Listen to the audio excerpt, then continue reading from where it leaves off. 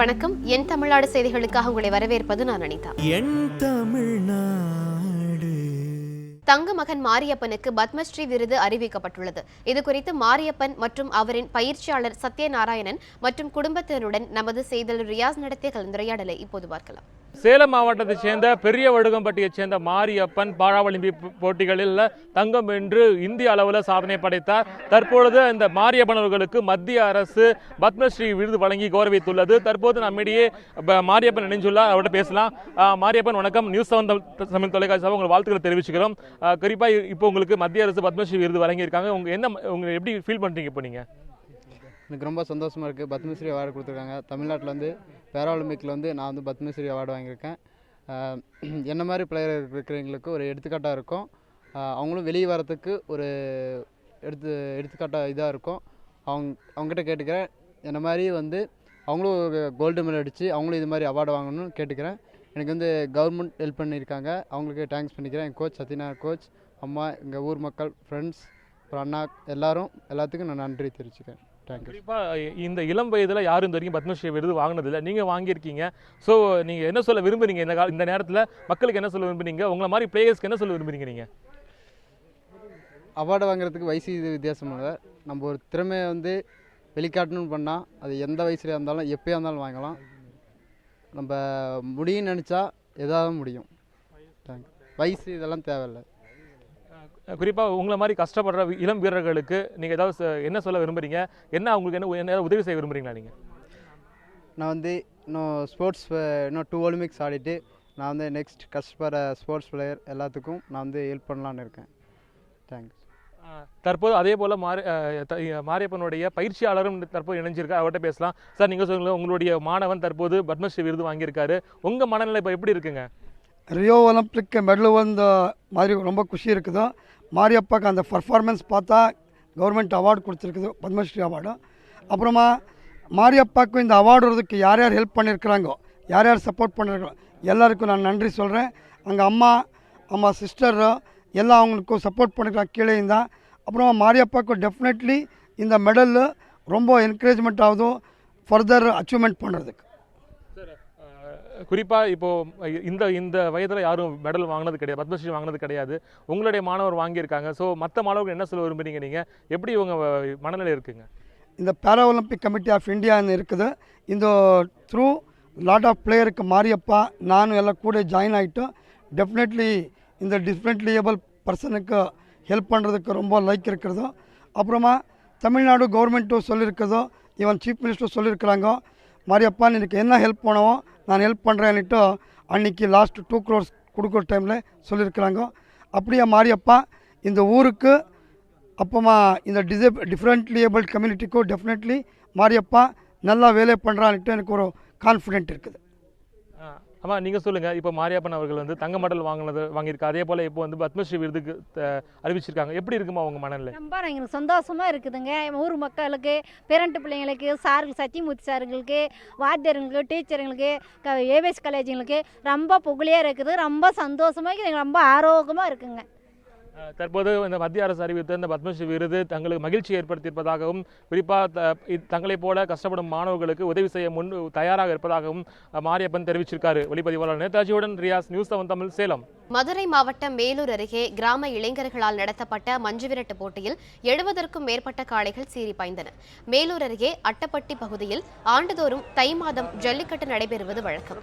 கடந்த 3 ஆண்டுகளாக ஜல்லிக்கட்டு மீதான தடை காரணமாக இப்பகுதியில் ஜல்லிக்கட்டு நடைபெறாமல் இருந்தது. தற்போது மாணவர் எழுச்சி காரணமாக தடை நீங்கியுள்ள காரணத்தால் மீண்டும் பழமையான முறைப்படி ஜல்லிக்கட்டு நடத்த கிராம இளைஞர்கள் முடிவு செய்தனர். அதன்படி அட்டப்பட்டியில் உள்ள கருப்பு கோவிலில் வழிபட்டு மஞ்சுவிரட்டுக்கு வந்த காளைகளுக்கு ஜவுளிகள் அணிவித்து வரவேற்பு அளித்தனர். பின்னர் 70க்கும் மேற்பட்ட காளைகளை ஒவ்வொன்றாக அவிழ்த்து விடப்பட்டன. இதனை அடக்க மாடுபிடி வீரர்கள் முற்பட்டனர்.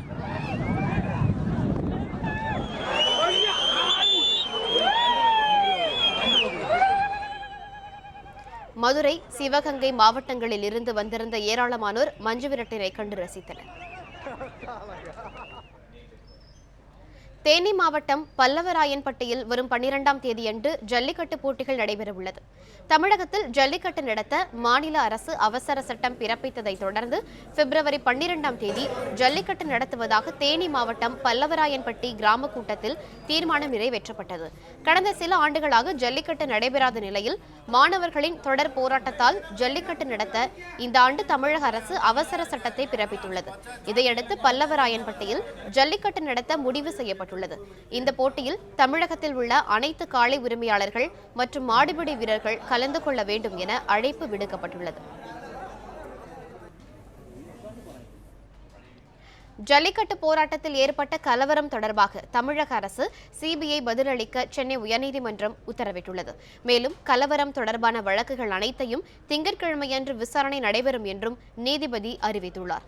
ஜல்லிக்கட்டு போராட்டத்தின் போது காவல்துறை தடியடி நடத்தியது தொடர்பாக சிபிஐ விசாரணை மேற்கொள்ள வேண்டும் என கூறி சென்னை உயர்நீதிமன்றத்தில் குமார் என்பவர் தாக்கல் செய்த மனு தொடர்பான விசாரணையில் நீதிபதி மகாதேவன் இவ்வாறு உத்தரவிட்டார்.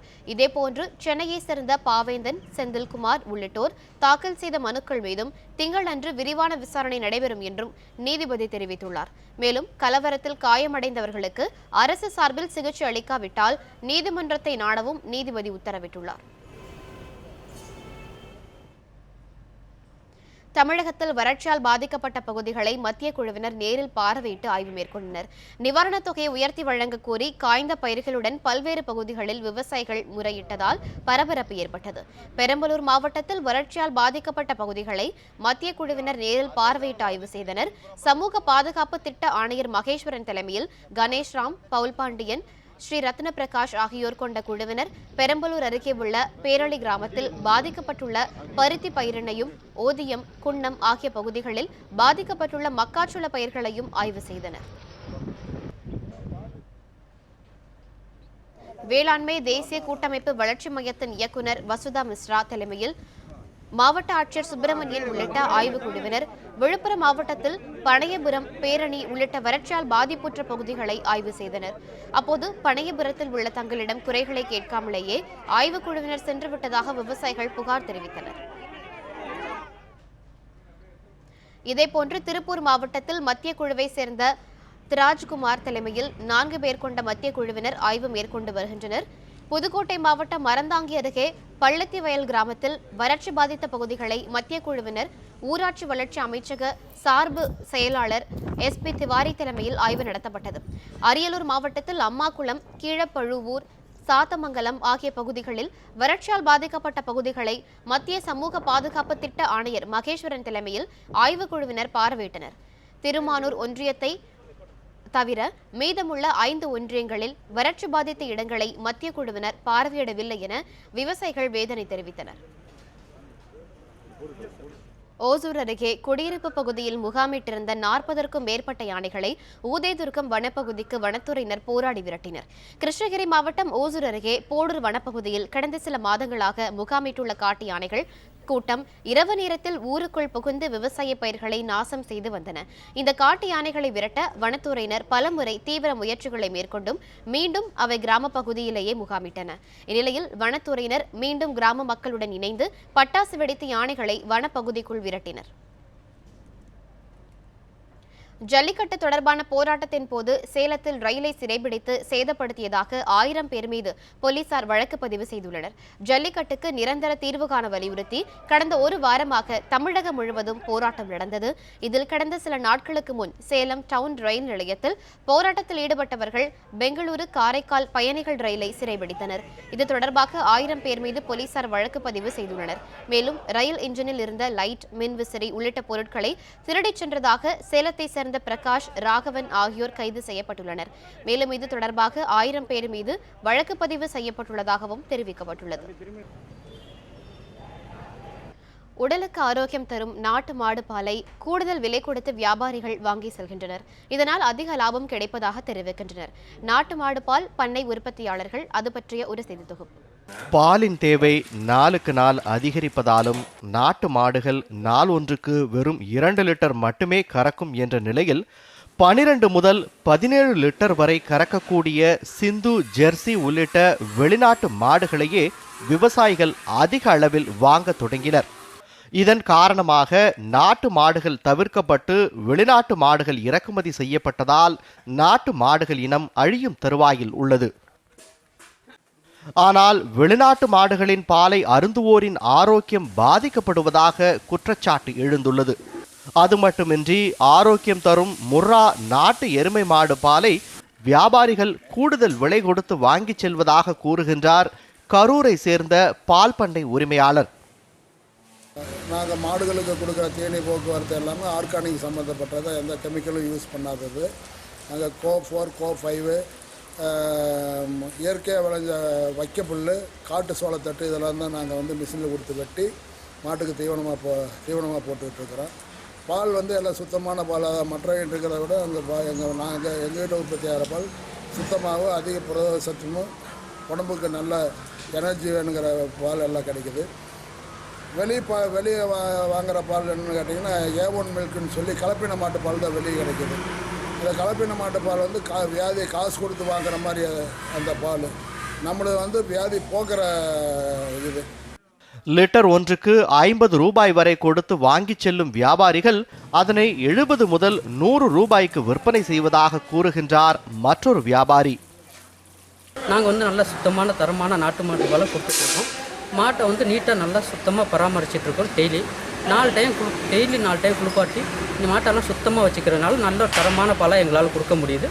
நல்லா மக்களும் விரும்பி நல்லா மாதிரியாக பாலை நல்லா வரும். நாட்டு மாட்டு பால் நல்லா விரும்பி இப்போதைக்கு வாங்க ஆரம்பிச்சிருக்காங்க. அதிக பால் தரும் நாட்டு மாட்டு இனங்களை வட மாநிலங்களுக்கு சென்று தேர்வு செய்து இங்கு கொண்டு வந்து தொழில் செய்வதாக கூறுகின்றார் மண்மங்கலம் பகுதியில் நாட்டு மாடு பால் உற்பத்தி மற்றும் விற்பனை நிலையம் வைத்திருக்கும் ராஜா பாலசுப்ரமணியன். நாட்டு பசு வளர்க்குறதுக்கு காரணம் சீம பசுனுடைய பசு வெண்மை புரட்சினால் வந்த சீம மாடுனால நோய் தாக்கம்லாம் அதிகமாக ஏற்பட்டு எனக்கு இறப்பு ஏற்பட்டிருக்கு. இறப்பு ஏற்பட்டதனுடைய காரணமாக நான் வேண்டாம்னு சொல்லிட்டு நம்ம நாட்டு பசு வளர்த்தலாம், நாட்டு பசுவிலேயே கறவை இனங்களை வளர்த்தணுங்கிற எண்ணத்தில் வடநாட்டு பசுக்களை கொண்டு வளர்த்த ஆரம்பிச்சிருக்கேன். அப்போது இப்போ இவனால் ஒரு 4-5 ரகங்களை வடநாட்டு இனங்களை கொண்டு இப்போ வளர்த்தி அதை மேம்படுத்திக்கிட்டு இருக்கேன். அதில் சாயிவால், கிர், தார்பார்க்கர், காங்கிரஸ், ராத்தி இந்த மாதிரி ரகங்கள், அதோட தார்பார்க்கர் ஒரு 4-5 ரகங்கள் வளர்த்துட்டு. இதில் எல்லாமே 15 லிட்டர் 20 லிட்டர் வரைக்கும் கறக்கிற இனங்கள் இது எல்லாமே. அதிக பால் தரும் என்ற காரணத்திற்காகவே சிந்து மாட்டு ரகங்களை பயன்படுத்த ஊக்குவித்த அரசு இழந்த ஆரோக்கியத்தை பொதுமக்கள் மீட்க வேண்டுமென்றால் நாட்டு மாட்டு பாலில் உள்ள ஆரோக்கியம் குறித்து பொதுமக்களிடத்தில் விழிப்புணர்வை ஏற்படுத்த வேண்டும் என்ற கோரிக்கை எழுந்துள்ளது. அத்தோடு நாட்டு மாட்டு பாலை உற்பத்தி செய்வதில் உள்ள குறைகளையும் சிரமங்களையும் அரசு களைய வேண்டும் என்பதும் அவர்களின் வேண்டுகோள். செல்வராஜ், நியூஸ் 7 தமிழ், கரூர். பழனியில் வீட்டின் கதவை உடைத்து 47 சவர நகைகளை மர்ம நபர்கள் கொள்ளையடித்து சென்ற சம்பவம் பெரும் பரபரப்பை ஏற்படுத்தியுள்ளது. திண்டுக்கல் மாவட்டம் பழனி 12வது வார்டில் வசித்து வருபவர் சுரேஷ். தனியார் பஞ்சாலையில் பணியாற்றி வரும் இவர் தனது குடும்பத்துடன் கோவையில் உள்ள உறவினர் வீட்டிற்கு சென்றுள்ளார். இன்று காலை வீடு திரும்பிய போது முன்புற கதவு உடைக்கப்பட்டிருந்தது கண்டு அதிர்ச்சியடைந்தார். உள்ளே சென்று பார்த்தபோது பீரோ மற்றும் பெட்டிகள் உடைக்கப்பட்டு 47 சவர நகை கொள்ளையடிக்கப்பட்டது தெரியவந்தது. சுரேஷ் தனது மகளின் திருமணத்திற்காக சேர்த்து வைத்திருந்த 47 சவர நகைகளை மர்ம நபர்கள் திருடிச் சென்றது குறித்து பழனி போலீசார் விசாரித்து வருகின்றனர். நான் கோயம்புத்தூரில் இருந்தேங்க. நேற்று நைட் நம்ம வீட்டில் அவங்க ஆய்க்குடியில் இருந்தாங்க. யாரும் கதை உடச்சி பீரோ உடச்சி போட்டு உள்ள பாக்கி துணிமணிகள்லாம் எல்லாம் கழிச்சு பார்த்து வேறு இடத்துல வச்சுருந்த 47 நகையை பொண்ணு கல்யாணத்துக்குன்னு வச்சுருந்ததுங்க. அதை எடுத்துகிட்டு போயிட்டாங்க. இப்போ டாக் ஸ்குவாடு ஃபாரன்சிக்லாம் பார்த்துட்டு போயிருக்காங்க. மேட்டுப்பாளையம் அருகே சேற்றுக்குள் சிக்கி தவித்த யானையை நீண்ட போராட்டத்திற்கு பின்னர் வனத்துறையினர் மீட்டனர். யானைகளின் நடமாட்டம் அதிகமுள்ள மேட்டுப்பாளையம் மற்றும் சிறுமுகை வனப்பகுதிகளில் போதிய மழையின்றி கடுமையான வறட்சி நிலவி வருகிறது. நேற்று முன்தினம் இரவு பவானி நீர் தேக்கத்தில் நீர் அருந்த வந்த பெண் யானை ஒன்று ஆழமான புதை சேற்றுக்குழியில் சிக்கிக் கொண்டது. இப்பகுதியில் ரோந்து பணிக்கு சென்ற வனத்துறையினர் யானை சேற்றுக்குள் சிக்கி உயிருக்கு போராடுவதை கண்டனர். இதனையடுத்து சுற்றியிருந்த பிற யானைகளை விரட்டிய பின்பு 2 JCB இயந்திரம் மற்றும் டிராக்டர் உதவியுடன் 5 மணி நேரம் போராடி சேற்றுக்குழிக்குள் இருந்து யானையை மீட்டனர். ஆனால் மீட்கப்பட்ட யானை தரைப்பகுதிக்கு வந்த பின்னரும் எழுந்து நிற்க இயலாமல் குழிக்கு அருகிலேயே படுத்துவிட்டது.